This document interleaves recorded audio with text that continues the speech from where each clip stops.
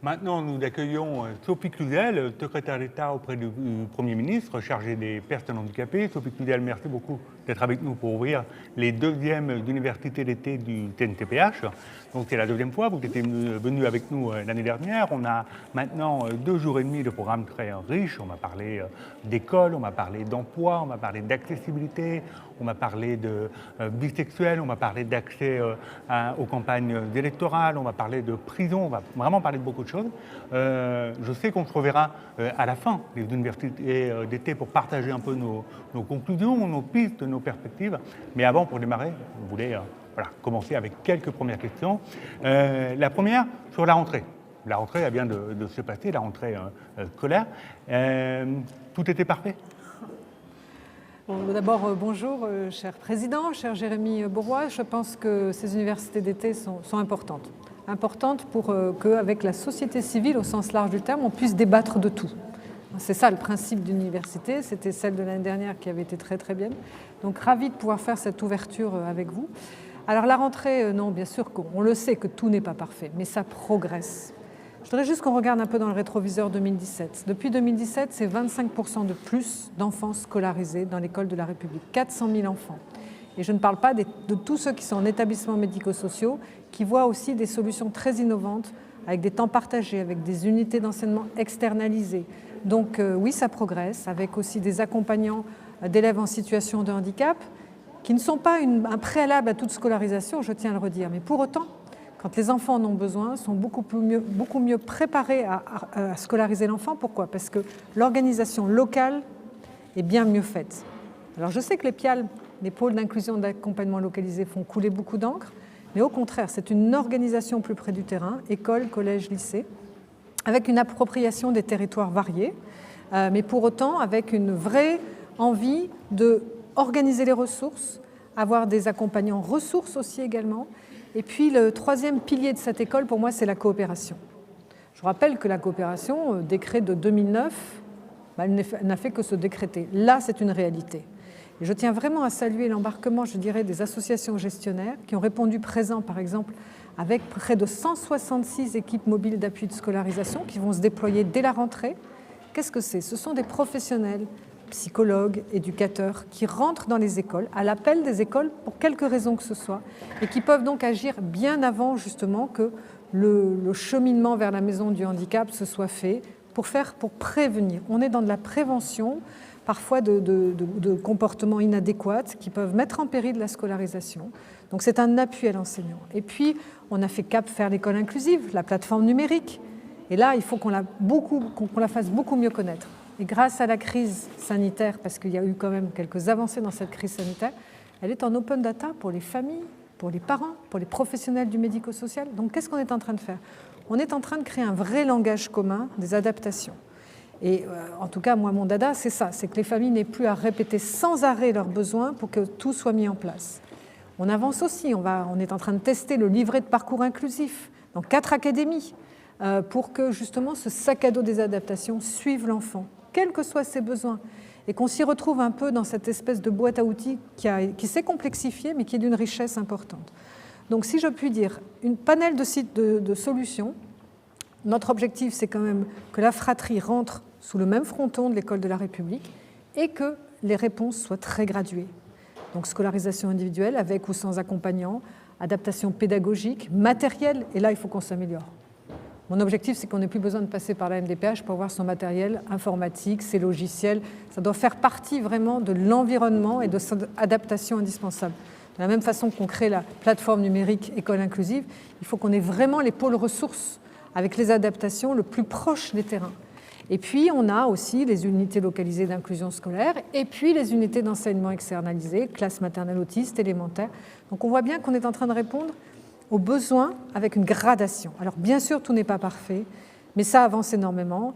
Et là, j'ai besoin des associations gestionnaires. Cette coopération, elles en sont vraiment les porteuses, la cheville ouvrière, de transformer les pratiques de leurs professionnels, sortir de l'établissement, accompagner les enfants, accompagner les enseignants, chacun dans sa complémentarité.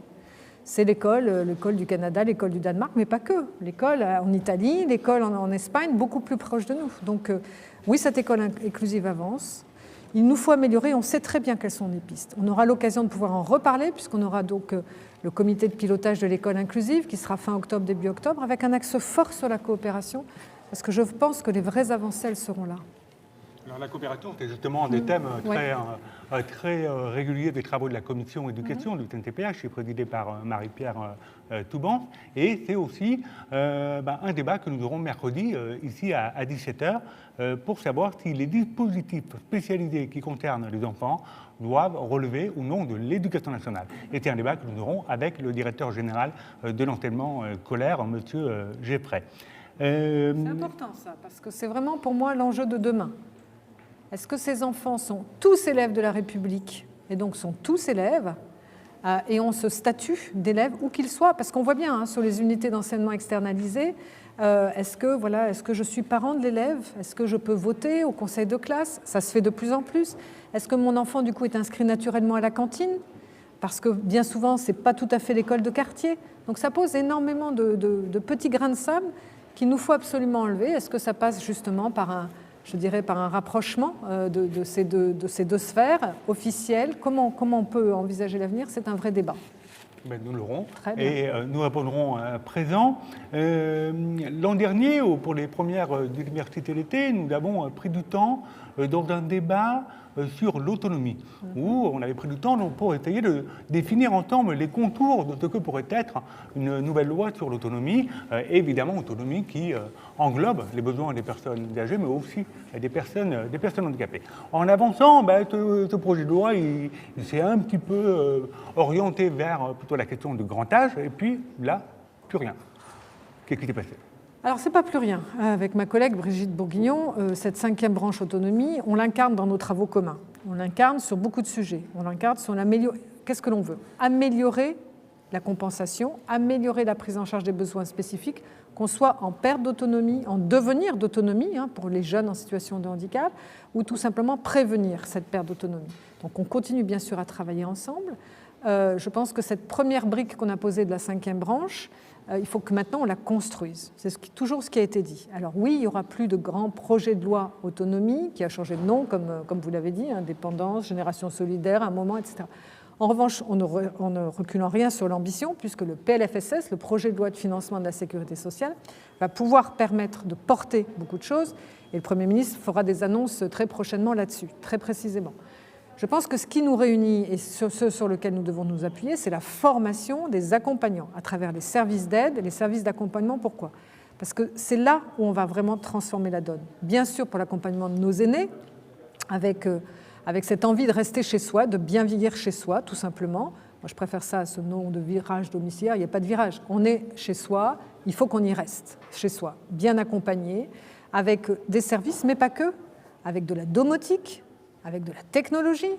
Parce que quand on demande encore une aide humaine pour venir appuyer sur un bouton chez soi parce qu'on n'a pas de commande vocale ou qu'on n'a pas la possibilité d'avoir une télécommande pour tout simplement éteindre comme on veut son chez soi, on voit bien qu'on est encore, on a des marges de progrès à faire. Donc des services d'accompagnement pluridisciplinaires avec des formations spécifiques, parce que je pense qu'il nous faut garder les spécificités du handicap, notamment sur le devenir d'autonomie, ce besoin d'acquérir justement suffisamment d'aide et de compensation pour être autonome, et avec la prévention de la perte d'autonomie pour le grand âge. Donc la partie formation des professionnels, passerelle dans les métiers, très important, c'est tout l'enjeu des travaux que nous faisons avec Brigitte Bourguignon là-dessus, valorisation, reconnaissance de ces services d'accompagnement, et puis aide technique, pareil, qui sert personnes âgées, personnes handicapées, et l'habitat inclusif que nous développons, et là aussi intergénérationnel, personnes âgées, personnes handicapées. Donc en effet, il y a peut-être plus de grands projets de loi là sur cette fin de quinquennat, mais pour autant, on conserve les ambitions de pouvoir améliorer de façon concrète dans le PLFSS, donc ce projet de loi de financement de la sécurité sociale, ce qui va nous servir justement à améliorer l'accompagnement. Et je pense que c'est vraiment transverse, personnes âgées, personnes handicapées. Après, il nous faut voir comment, justement, toute notre feuille de route MDPH 2022, très importante, une énorme feuille de route sur laquelle je suis arc-boutée pour avoir des résultats avec les présidents de département.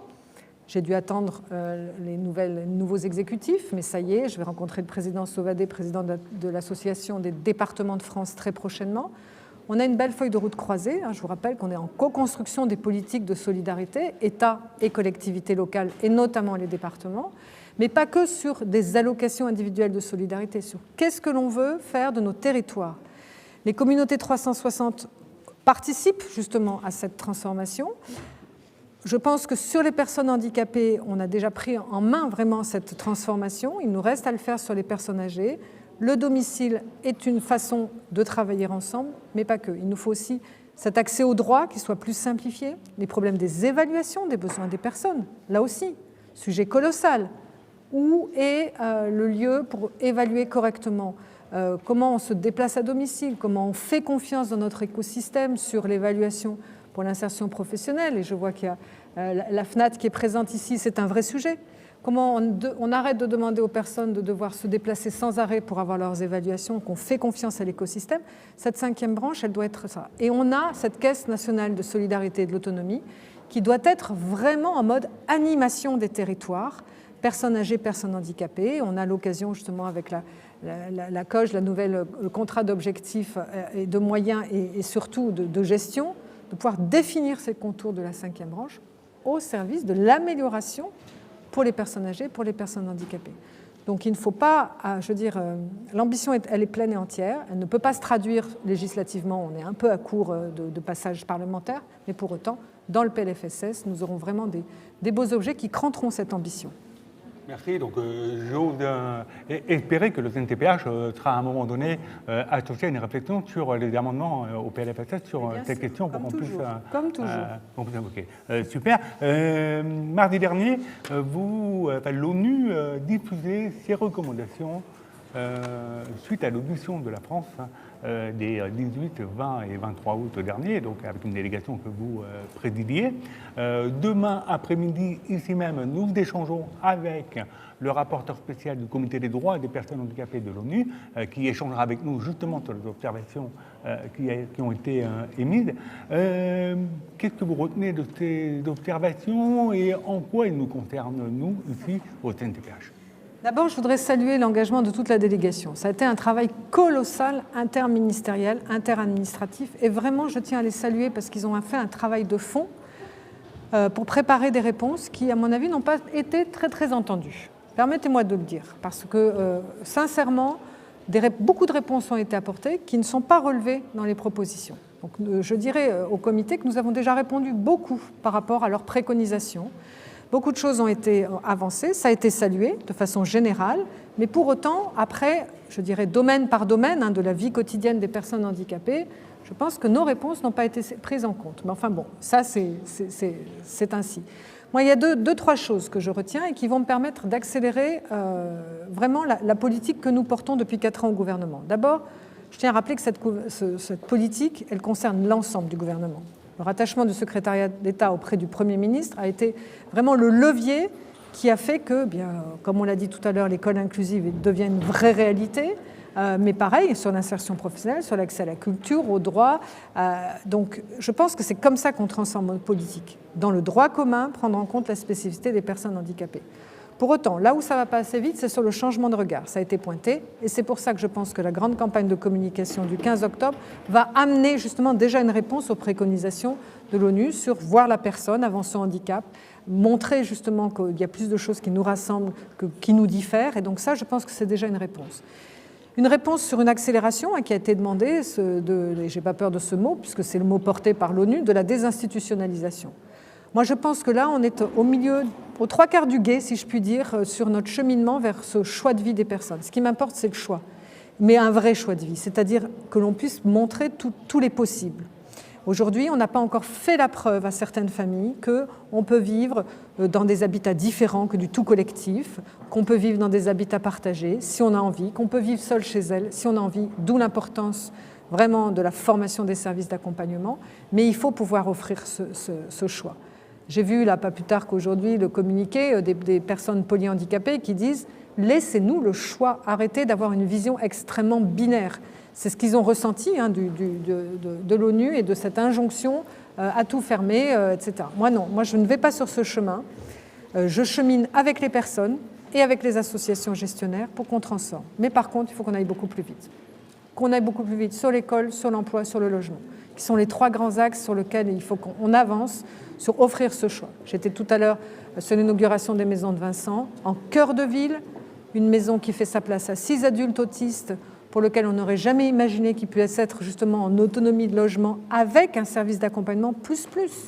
Donc c'est comme ça qu'on doit travailler, en cœur de ville, avec, je dirais, une ouverture totale sur la cité, c'est ça qu'on cherche. Donc il faut qu'on aille plus vite. En revanche, j'ai entendu ce que l'ONU nous a dit sur la représentation des personnes.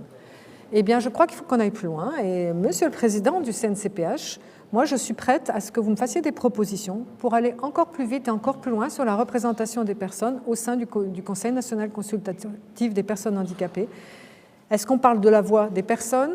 Est-ce qu'on parle de la voix d'associations gestionnaires ? Comment, puisque ça a été pointé du doigt, comment on sort de cette ambiguïté assez française de dire « je suis en même temps défenseur des personnes, mais je suis en même temps organisateur de leur vie à travers les financements que l'État nous donne par délégation de services publics ». Donc, je vous fais vraiment une offre de travail pour aller plus vite ensemble sur cette représentation. Merci, je t'ai dit bien volontiers l'offre. C'est un des sujets qu'on va développer au cours des universités d'été, notamment demain soir avec un grand débat sur la représentation des personnes handicapées pour savoir si la situation française est une exception parmi les autres pays. Merci beaucoup. Vous avez évoqué là une campagne de communication à venir.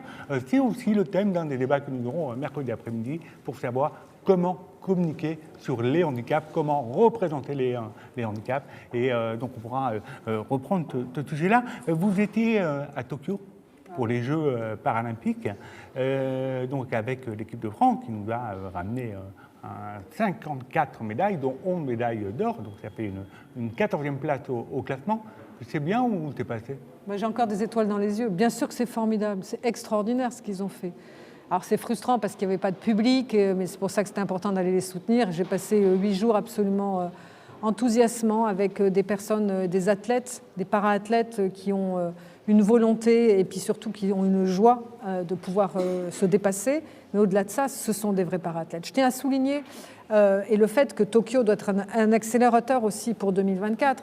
D'abord, nous avons fait passé de 1 à 2,5 le nombre financier de subventions pour que justement les para-athlètes et le parasport puissent se développer dans les fédérations. Il faut aussi qu'on travaille sur... tout à l'heure, vous parliez de communication. Moi, je renverse la chose. Il faut que les diffuseurs, parce qu'on a besoin d'images, et je pense qu'ils deviennent de plus en plus convaincus, parce qu'il y a eu une très belle diffusion. Je tiens vraiment à saluer France Télévisions, l'équipe qui se sont mobilisées. Il y a eu une diffusion, et en direct. En direct, c'est ça qui change tout. Donc je pense que là, on a un vrai levier pour pouvoir justement avoir un appel d'offres assez important, avec des belles réponses, puisque ça va être lancé pour Paris 2024 pour la diffusion des Jeux paralympiques. Bon, pour autant, là où il faut qu'on accélère, c'est à la relève, puisque c'est le grand mouvement que l'on cherche, aller chercher les pépites, mais les accompagner. Il faut qu'on les accompagne plus dans leur parcours, il faut que les para-athlètes soient bien soutenus financièrement également. On a vu qu'il y avait une amélioration aussi du nombre de disciplines.